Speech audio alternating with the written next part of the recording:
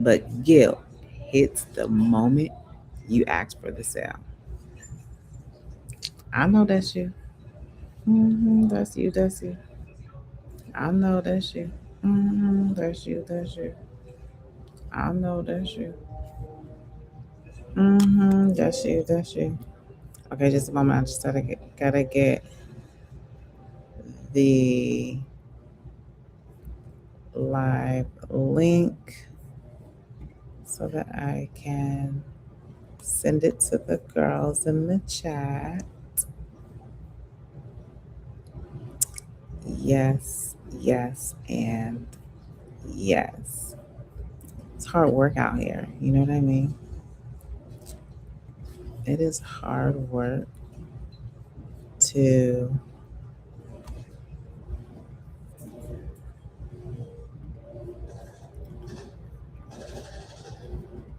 Okay, I got it.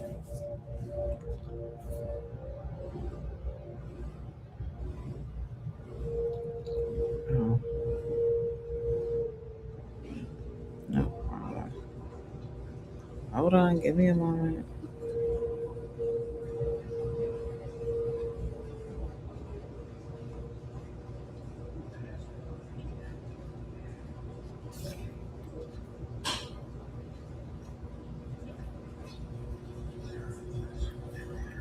Okay, I hope that if you are joining me today, um, you're ready for a treat. Sit back and relax, friend, because what?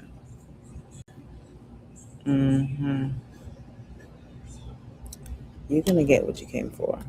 You prayed for more, but you feel bad for asking.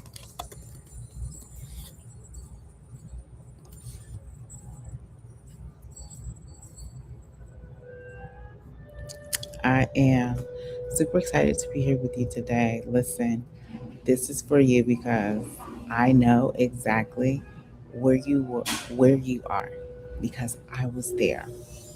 I was always praying for more money.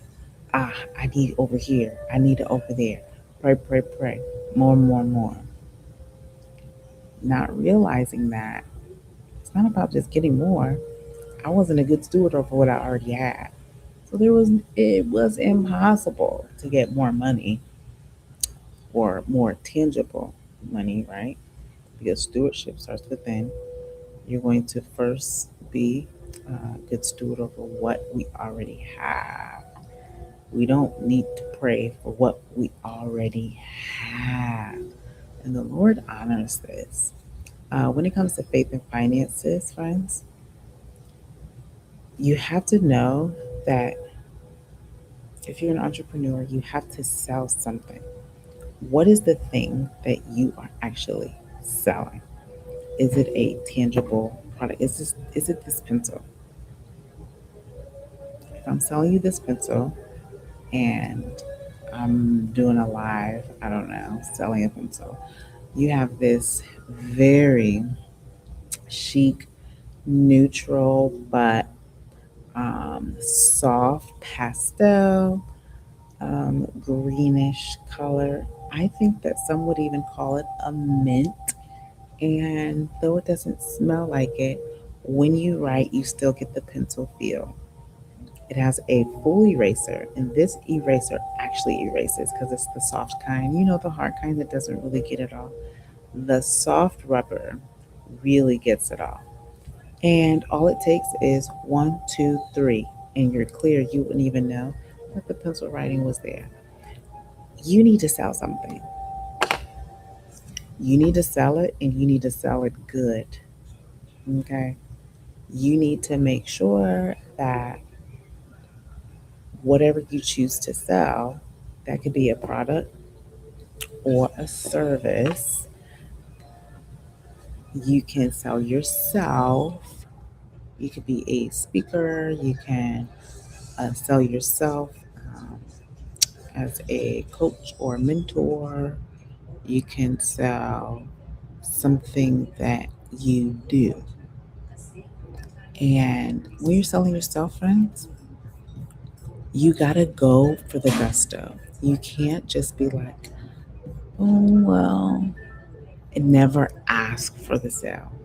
This this video today is really going to tap into the money mindset issue that reframes why you don't ask for the sale or you feel guilty about asking for the sale. And so it's really a spiritual discipline, and I want you to recognize how how you actually go from excited and really ready to bear all this fruit to being tired and guilty. You know where I'm going with this because you're not well rested. And so I have said it before, I'll say it again really quick.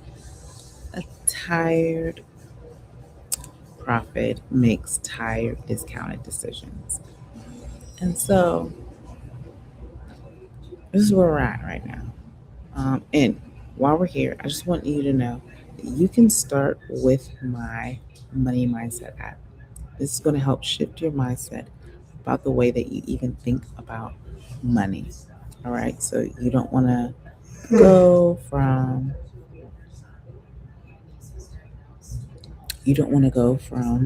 uh, pregnant potential to someone who people actually want, and they're looking for someone like you to, oh yeah, well, it's okay. No, you want to make sure that people are getting exactly what they're paying for, and I don't want you to feel bad asking for it. I want you to come out of that state of mind of feeling bad. I want you to grasp onto your worth. Why do you think you feel bad? Why do you think you can't really get it? Are you not sure what you're selling? Do you just not want to say, hey, I got this pencil and it works really good? I can give you 10 of them for $5. It might be a lot for a pack of pencils, right? I don't know. But if I give you one pencil and it's $1, it must be very valuable because if you write in pencil, you can erase it. People are looking for pencils because anything else is permanent. So you really have to be confident in what it is that you're selling. I think that's why you feel bad. It's because you're not really sure if it's transformative, if it's actually going to work. But the real conflict when it comes to faith and money is you've been given a narrative like, oh, well, because we love Jesus, or, you want to be lowly and humble. Oh, all my lights went out. Oh my goodness. It's so dark. Hold on. Jeez. Okay. Oh my God, that's so embarrassing. My lights just went out on me. Sorry about that. I charged the mop. I don't know why. It just kaboom. All right, let's try this.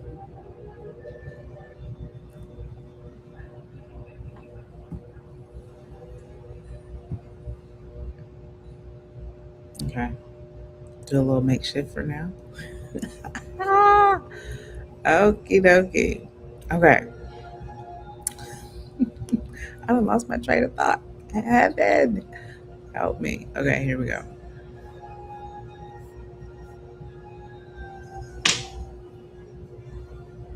Okay, so we were talking about you pray for more money, but you feel bad asking for it. And I really don't want to dive super deep today, but I do want to get to the point about how, like, this is not fluff. I'm talking to the high performing person who has a gift, who knows what they're trying to who has an idea, right? You have an idea, you have something to sell, you're just not asking for the sale. And when you don't ask for the sale, you don't get a sale. I don't know if that is any clearer, right? And so you can't apologize for your price. If you say a pack of pencils is $5 for 10, we're busting down. And you're going to go after the person who needs a lot of pencils, right? Who can actually use the pencils because you're going to add value in however you're marketing your product. If you're doing content or if you're doing ads, you need to make sure that your pack of pencils adds value so that everyone is satisfied. And you have to be confident. Most people don't ask for the sale because they're not really confident. They don't go out on a limb and just they withhold within themselves, or they think less of themselves, so they're just feeling guilty inside. Oh, I don't really want to do it. That's how it goes. And so you'll never reach your 5-figure months doing that. You'll never get to the goal that you're trying to reach, right? Um, so we have to be honest. Just like you're bold in your faith, well, you should be, right? Just like you're bold in your faith, you have to be bold about what you are. If you're always coming up under someone with an employee mindset, you will never be a person who is walking in their authority, because they kind of go hand in entrepreneurship, and like authority kind of goes hand in hand, because you have to know what it is that you're doing. You have to know, okay, I source my pencils from XYZ company. You need to get all of those things, make sure that you are on this side getting the demand for the supply you have. All right, because that's what business is, supply and demand. You get the demand, but you also need the supply, because you don't want to have one outweigh the other. Some people have more supply than demand, so then they give up on entrepreneurship and they go, oh, geez, that didn't work. Now I have all this inventory because you didn't actually do the work to get the demand. Or some people can overdo it on the other side where they have a lot of demand, like they pushed it out. They actually sold their they sold products or spots before they actually had the supply. So now they're trying to catch up on the supply. Um, for some people, that works. And if that works, good for you. If it does not work, then you have to think about why you need a little bit of supply. And then to meet the demand, you need to make sure that you are right. So, another thing to consider is really understanding how, as a faith based business woman, it's not just about pricing. Pricing is something that we deal with here, but it is more so money mindset. Your money mindset needs healed, because if I say, okay, why don't you sell a pack of 10 pencils for $5, and you're like, oh well, I think you should just do like $1. I think more people will buy a pack of 10 pencils for $1, because and you're saying this because that's what you would pay. Your money mindset needs healed. If you say, oh well, I don't think nobody's going to pay that for a pack of pencils, but you don't actually ask anybody, what would you pay for a pack of 10 pencils? You never asked anyone. Then you really don't know. And then that's another signal that your money mindset needs healed. If you have a pack of 10 pencils, and you decide, I think I'm going to just sell one at a time because I don't think everybody wants a whole pack. You don't know who you're serving.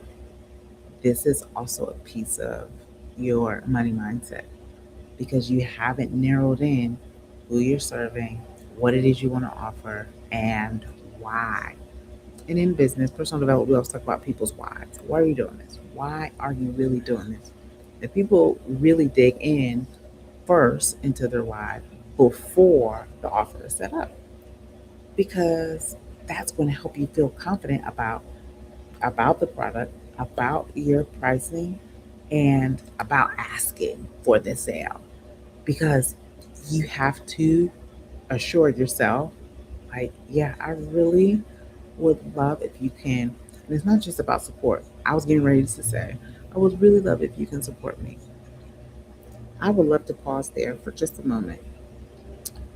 Supporting people in their business is a good thing.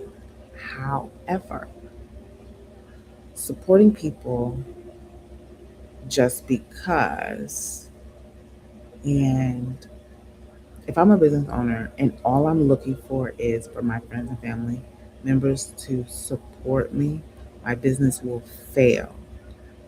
You have to name your audience and go after them. They are the ones who will actually buy your product continuously over and over and over. We'll just stick with the pencil example here. With my pencil example, if I am Ticonderoga, all right, that's the name of this pencil. If I am Ticonderoga and I have a pack of pencils, right? Would I, would I, and I say my pack of pencils, I have a pack of 10 for $5. Should my audience be parents or should my audience be teachers and schools and, school professionals with classrooms? Which audience do you think that I should first focus on if I have a pack of pencils and I say I'm selling a pack of 10 for $5? I just want to know what you think because this is a great example. Pack of 10 pencils. Should I first target now? They're both my audience, right? But in this moment, in the season that you're in, okay, so it's back to school season. Even better, it's back to school season. Should I be targeting parents or should I be targeting those with classrooms? All right, time is up. And I'm going to tell you, for the type of product that I have, I should be targeting school professionals and leaders with classrooms. Now, you're going to say, oh, well, they rely on the parents and other civilians buying school supplies. They do. However, they also buy supplies in bulk. And so when you're buying in bulk, you're like, okay, let me just get 20 packs over here of this. Let me get 10 of these. And you have packs, and the packs are more money because there's a smaller quantity inside and it's packaged bigger, kind of like a Costco. Think about this, right? Sam's Club Costco thing. And so it's almost like buying wholesale where you get much more for a lot less money. And so your target audience, if you're selling 10 pack, your target audience should be school professionals who handle classrooms who would buy supplies for their, buy resources, for their students. and for just other people. Because offices, people who work in a school setting, you have all kinds of people. So they need supplies. They're going to need supplies. Yeah, parents are going to buy school supplies, but you're going to get the best bang for you're going to get the most out of your package and what you sell from those who already have the budget to do it. They know they need the supplies. They do this every year, probably multiple times a year. You're it's literally, you can almost think of it as guaranteed because they're going to buy it. And so your brand is the Ticonderoga, but you're matching up with other brands. When people go to Staples, some people be like, "Oh, I prefer, ballpoint," or maybe they like a certain color, but most people are just buying packs, right? Most online platforms, they partner up, right? So this company, I bet, actually partners up with, Walmart or whomever. So Walmart buys boxes, humongous boxes of these, and ships it out to all their Walmarts. So the brand has already gotten paid from the retail store, and the consumers are buying from the retail store. This is how they make their money back. I hope that made sense. But that is a great example of why your offer must be refined to the highest degree, because I bet many of you would have said, "Oh well, there are millions of people, parents in the world who would buy school supplies." And you are right. There are millions of people who buy school supplies. But I bet you would be counting pennies versus counting, you know, dollars and thousands of dollars um, in wholesale, or selling in bulk, selling larger packages.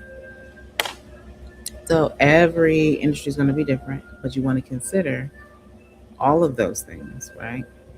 And I don't want you to feel bad about the money. I don't want you to feel bad about wanting it. If you actually think about it more in a strategic business matter, um, faith doesn't have anything to do with that. Your belief can have something to do with your money mindset, because if you have a poor money mindset, that's where that can, fall in place there. But it's just business. It's just business. You have a product and you need to sell it. But the way that you packaged it, you're not selling individual pencils like you might find in a smaller setting. You might find, oh, maybe a student would sell single pencils to another student. I got a pencil, give me 10 cents for it. You might find that. But I know I was talking about offers in the last video, so go back and check that last video, because offers is something that you want to get narrowed in, you want to get niche down in. All right. So you want to not feel guilty about wanting money, and people will make you feel guilty. Now, there is a line. So there is a line. So don't get it twisted, because we don't love money like that, right? Because the love of money is the root of all evil. But, woman of God, you are here to fund your kingdom mission. And so your obedience needs infrastructure, and you have to have a financial strategy, but also a sales strategy. We talk about how rest is our financial strategy, but you need a sales strategy because you have to ask for the sale. And that's the part that we don't always talk about the most, is the transaction. How am I getting someone to say yes to this? Even if they say yes, how do I get them to input their card number if they're doing this online? How do I get them to click the button that says yes? Click it. Oh, yes, yes, yes. Okay, $4.97 easily. Put that in. Easy, right? If you have a payment plan, hit the payment button. Put that down payment in there. Easily. It's called converting. And so, if this is hitting you, I want you to hit subscribe now. I don't want you to wait until the end. But not for me, but just because you need permission to charge without guilt.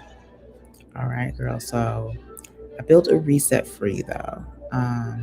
If you go to my Money Mindset app at LamishaNicole.com, that's LAMESHIA Nicole NICOLE.com.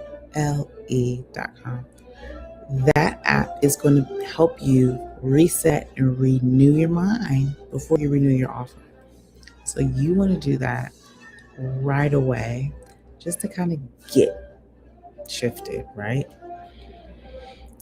And I'll be in your inbox a few times, but I want to help you birth this thing, okay? So, asking for the sale.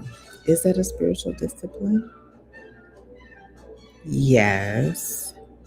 I used to believe that it was something that some people were just better at.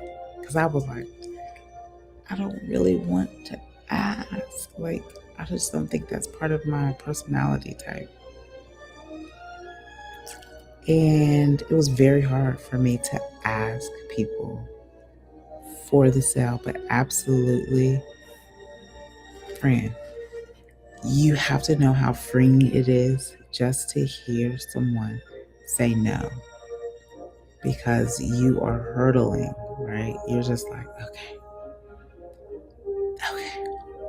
And not that you're being pushy, because some people be like, oh.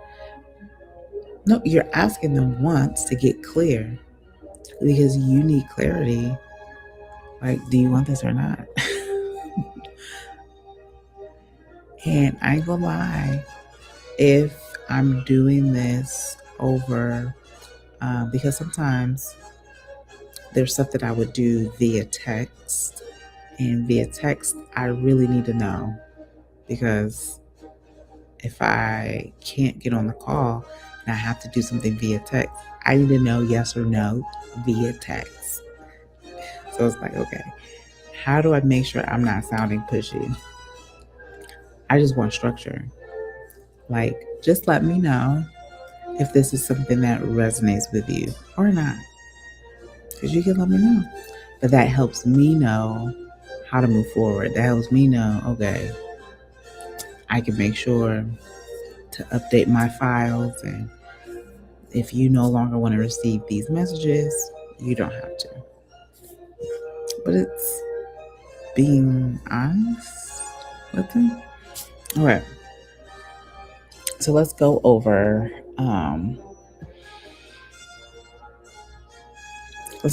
how this looks every week. So I want you to remember your worth, because asking is a spiritual discipline. We have our resets every so often, right? We have our weekly, our monthly, and our quarterly reset. So you're going to go through your weekly every week, every Friday, every Saturday or Sunday. You review. What did I deliver? What did I discount by accident? Did I ever apologize for anything? Right? And so every week we're doing this. You want to make sure, okay, what is coming out? What is coming in? Kind of like an audit, right? Oh, excuse me. Then let's look at your sales confidence, because I really want to see, are you actually out loud with your voice? If you're not doing it on a call, maybe you're doing this via text. Are you saying what you need? Are you getting your yeses and nos? Are you following up with those who said, not at this time, not right now? Like, that follow up is real, right? And so the first few times you're probably going to feel a lot of cognitive dissonance because you're thinking one thing in your mind, or your body's doing a different thing, or you are recognizing that two things can be true at the same time. And so you're asking, okay, does my price is my price does my price reflect having 10 pencils in a package for $5? You know, you're going to keep going back to, is it worth it? Or should I just take them out and just sell them individually? You're going to do that now, but I need you to stand firm. Just like you have to contend for your faith, you need to stand firm in what you said it would be. The hardest part of doing that, and it's not so much with products, it's mainly with service providers who may have a 5-figure offer, and if they've never sold a 5-figure offer, or they've never said it out loud to someone, it is, I would have to say, one of the hardest. If you have trouble with this, right, within yourself, it's definitely one of the harder things that you will experience as you scale. When you get to a point, if you're a service provider, if you get to a point of going past the 4-figure stage and you're like ready to start charging 5 figures, even high 5 figures for your services, you don't know. You need to practice. You need to practice with yourself or with someone how that's going to go, because you have to be confident. You have to say it out loud. You have to say, okay, how much is your program? Yes, it's 25,000. I can take 2 payments. I can take it in one. And the best way to do it is to wire the money. I mean, you gotta know how it's done. Or you're gonna be like, oh yeah, you can just pay with a credit card. how do you how do you want your money? These are things you have to think about. And I'm just here to help you think about, how do you want your money? Because nobody's asking you this. It's like going to a steak restaurant and they're so fancy, luxurious. And they're just like, okay, taking your order. Okay, how do you like that? How do you want your steak? You're like, I just want steak, potatoes, and vegetables. Well, how do you like that? How do you like your steak? Oh, I like it, medium rare. I don't know how y'all like it. I don't eat medium rare meat. But you have to know what you want. And the only person that knows what they want, how they want to receive it, is a well rested and well paid woman. There's not a lot of rested and well paid. I know there's a lot of well paid because there's a lot of hustle. So that kind of goes with it. But I'm advocating for well rested. I mean, the energy is elite. It's top, right? Top tier because you're rested. But you're also taking care of your body. Like, you're eating what you need to eat to help your body thrive. The thing about not having a lot of energy is most of the time it's what you're putting in your body outside of sleep. So, you could be getting the right amount of sleep, but then if you're eating a lot of sugar, a lot of junk food, a lot of processed food, like, it's impossible.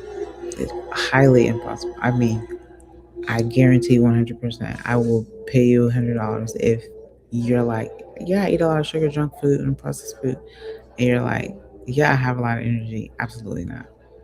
No, that always catches up with you. By the time you do your weekly money date, you're like, oh yeah, so you're crashed.